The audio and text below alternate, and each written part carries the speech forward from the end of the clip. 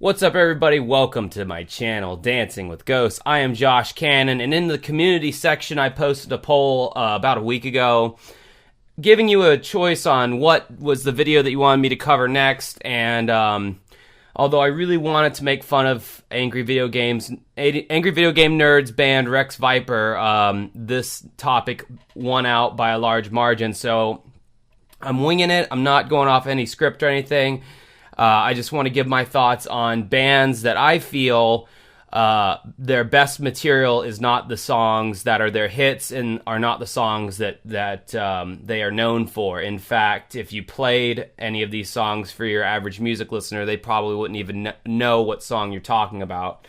I figured it'd be a fun topic because I think this happens to a lot of people. And I guess what I'm going on is by how frequently the song is played on the radio. So if you have a band and their biggest hits are really only one or two or maybe three songs, and they might have some minor hits, I don't really count that. I count like the big daddies that you hear on the radio from these bands that are not anywhere near their best material. So we'll get started with a more lesser known band for me, but I can definitely tell you that at least one of their albums is a lot better than the one hit that they're really known for, and that is the new wave band Devo. Most of you only know this band for their song Whip It, but that whole album, Freedom of Choice, is a really, really good album, great new wave album that the production of it still really stands up to this day with the quality. And my favorite songs on there are not Whip It. I think Whip It was an okay song for the first 100 times I heard it, and now I'm already sick of it. But you have songs like Uncontrollable Urge and Girl You Want, and especially Gates of Steel. That's a really good song by Devo. So you should check out their Freedom of Choice album that the song Whip It is off of, and you might find that you like you some Devo. Uncontrollable Urge is not on that album. That's on Devo's first album. Are we not men? Answer, we are Devo. Homo Jocko is a really bizarre song, too. Give that one a listen. The next band is Metallica. Yeah, I'm gonna say it, and you might be thinking to yourself, bullshit, Josh, they play their songs all the time on the radio. They really only play Enter Sandman in heavy rotation and pretty much everything on the Black Album. But I think it goes without saying, especially anybody who watches my channel, Metallica had a whole 80s career that is considered by most to be some of the most legendary thrash music out there, with albums like Ride the Lightning and Justice for All, and especially Master of Puppets. But you never hear these songs played. You never hear Battery or Sanitarium or, Master of Puppets or Blackened or Creeping Death. You never hear any of these songs on the radio. And I would venture to say after their Black Album, they had a couple of good songs. I will say they got a lot poppier and a lot more formulaic, but, songs like King Nothing and Hero of the Day was all right. They attempted a fucking country song on Load called Mama, or Mama Said, or something like that. Or it might have been on Reload. All that shit blends together. And Saint Anger sucked ass. And everything after that had been pretty bland. And up until the release of Hardwired to Self-Destruct, that album really was truly return to form for Metallica, and had some catchy songs, but also had that heavy kind of thrash gallop that their early stuff had. But yeah, if you only know Black Album by Metallica or Enter Sandman, I really recommend checking out their older stuff and some of their newer stuff. I feel like you could take all of their stuff after the Black Album and boil it down to like 2 albums, and that would really be all you would need to listen to after Black Album. Up next, another band that has way better songs than the hits that they're known for would be The Police. They're considered an art rock / new wave group, although I don't really consider them that new wave. Most of The Police's hits are kind of fucking annoying, and you might agree. songs like Roxanne, although that's not that bad of a song, but it gets old, and those early Sting and Police songs, like, his voice was so high, he sounded like a mosquito just buzzing right in your ear. Then, of course, you have, like, Every Breath You Take. Every Breath You Take, of course, being off their 1984 album Synchronicity, which is an amazing fucking classic album. And it's sad that Every Breath You Take was, like, the biggest song off that album, because literally every song on that album, especially Synchronicity 1 and 2, and, like, Wrapped Around Your Finger, Mother is a very weird song sang by a drummer, Stuart Copeland. Well, the telephone is ringing. Is that my mother on the phone? That whole album is really good. And then, of course, you have Ghost in the Machine, which was the album that came out before Synchronicity. And, of course, what's the song that they play off of that one? Every little thing she does is magic. Everything she do just turns me on. Which is, like, the poppiest song off that entire album, because they have some great songs off that album, like Invisible Sun, Secret Journey, Omega Man, but they never play those on the radio, and you'll never hear them unless you listen to that album and listen to it all the way through, because those last few songs I mentioned are like deep cuts in the album, and they're great, and they're like better than any of their fucking hits. And the next band that I want to talk about that the songs that they have that aren't hits are leagues and leaps and bounds above the fucking songs they chose to put on the radio for hits. This next band is not going to be a surprise to anyone who watches my channel, and that would be Genesis. Holy shit, this band has been so wrongfully categorized by people, and I'm not saying it's their fault, because, hey, radio plays what they think people are going to want to hear, but man, you want to talk about a band that is just so misrepresented by their hit songs. Follow you, won't you? Follow me in a daisy. There must be some misunderstanding. Woo! Just got to have an invisible touch, yeah. Like, besides my awful singing voice, would you want to hear a band that makes shit like that? I wouldn't.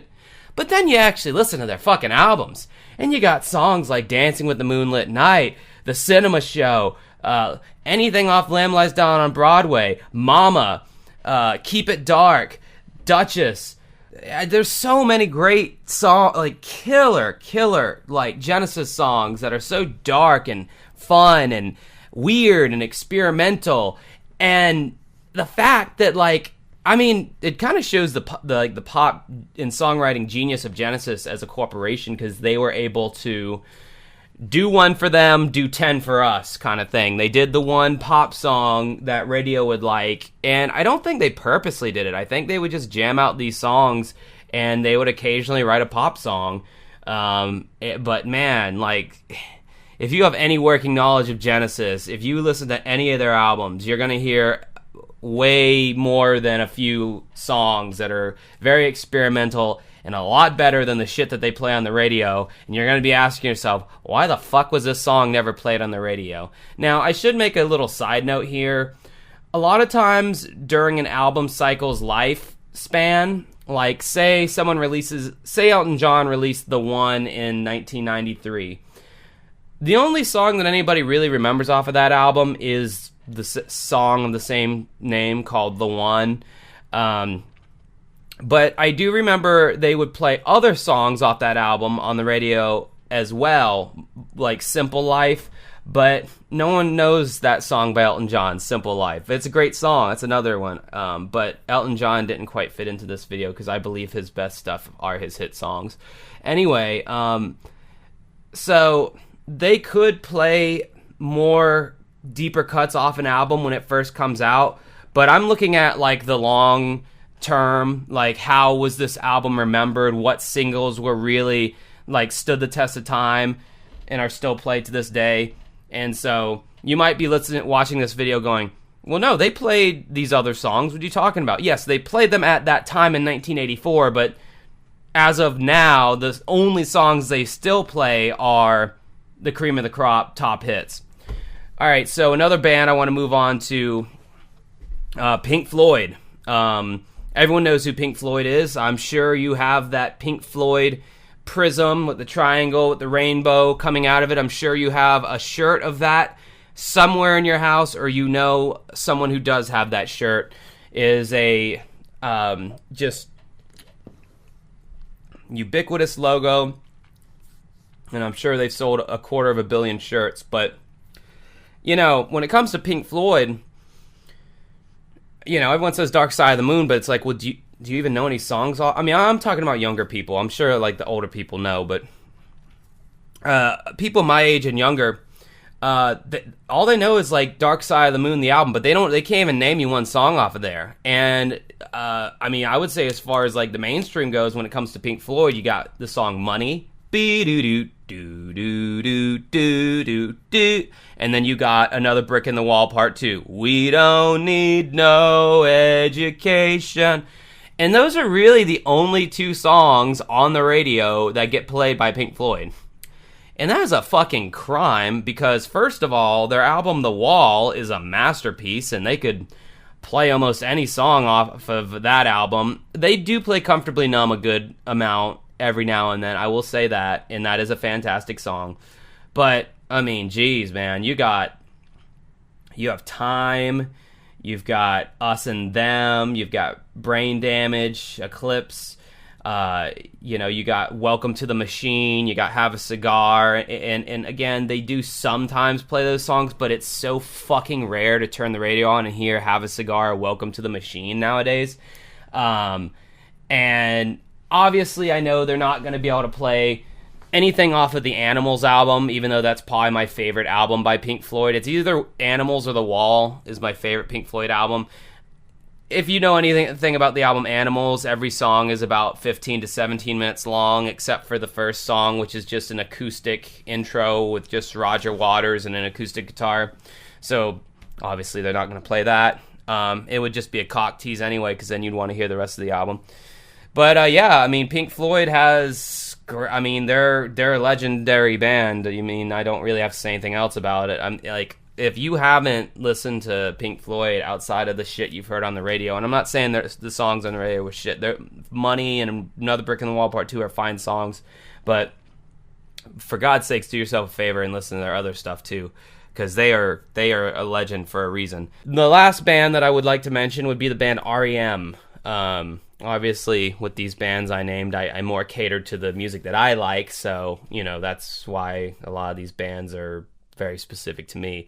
But I would say R.E.M. is another band that is criminally misrepresented on radio by their hit songs. They kind of have the Genesis syndrome, where they put out these kind of sappy pop songs like Everybody Hurts and Stand in the Place Where You Live, Now Face North. Think about, yeah, and of course you have Losing My Religion, which is a great song and is the main song that people know by R.E.M. It's easily their most popular song they've ever done.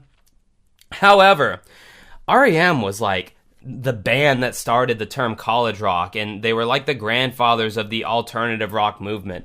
They had the jangle pop indie thing down before most of these indie bands were just sparkle in their father's eyes.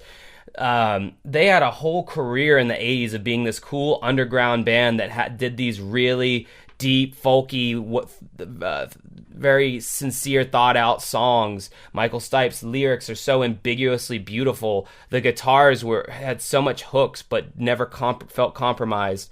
And the song crafting was just fantastic. And for radio to only play these very milquetoast, family-friendly bullshit songs, literally Shiny Happy People was made as like an ironic song. It was made as like you know, someone who lives in like a communist dictatorship, and the propaganda on the wall says Shiny Happy People.